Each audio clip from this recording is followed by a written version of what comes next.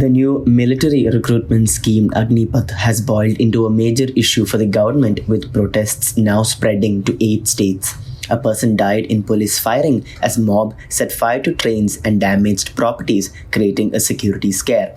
Several vehicles were set on fire this morning in Bihar as the protesters tried to implement a bandh called against the contentious recruitment scheme. Protests against Agnipath turned violent in Bihar on Friday when rampaging mobs set fire to dozens of railway coaches, engines and stations and torched BJP offices, vehicles and other property, prompting the police to suspend internet services in nearly a third of the state.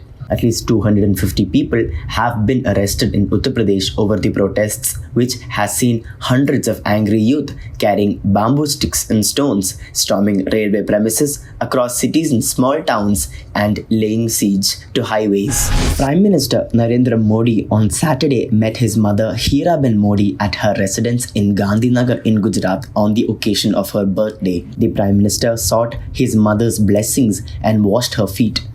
PM Modi later penned an emotional letter for his mother. "Ma, this isn't a mere word, but it captures a range of emotion. Today, 18th June, is the day my mother Heeraba enters her 100th year. On this special day, I have penned a few thoughts expressing joy and gratitude," PM Modi wrote on Twitter, sharing a link to his blog. With the protests against the new military recruitment scheme spreading to 8 states, the government today announced 10% reservation for Agniveers in the Central Armed Police Forces and Assam Rifles. The Ministry of Home Affairs also announced 3 years age relaxation beyond the prescribed upper age limit to Agniveers for recruitment in the 2 paramilitary forces. The first batch of Agniveer will get age relaxation of 5 years beyond the prescribed upper age limit, it said. The announcement comes days after Union Home Minister Amit Shah announced that preferences would be given to Agniveers in the caps. The centre has already announced one-time change in the age limit for the new military recruitment scheme to 23 from 21. The decision was taken as no recruitment has taken place in the last 2 years. The flood situation in Assam deteriorated further on Friday as incessant rains pounded the state and 9 more people lost their lives, including 2 children. Another person remains missing. The calamity has affected nearly 19 lakh people in 2,930 villages across 28 districts of the state. A total of 17 people have lost their lives in the current spell of floods this year. Authorities have opened 373 relief camps that are providing shelter to over 1 lakh people.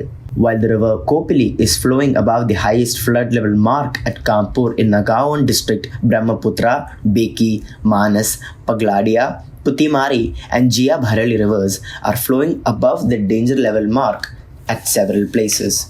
Expressing shock over the death of a man during a protest against the Agnipath scheme for defense jobs, Telangana Chief Minister K. Chandrasekhar Rao has announced an assistance of Rs 25 lakh to his family. 19-year-old Rakesh was killed in Telangana Secunderabad yesterday as police fired at a mob that set trains on fire during a protest against the new short-term military recruitment scheme. More than a dozen others were injured. The Chief Minister expressed shock and grief over the death of Rakesh, who was from Warangal, in the railway police firing, a release by his office said.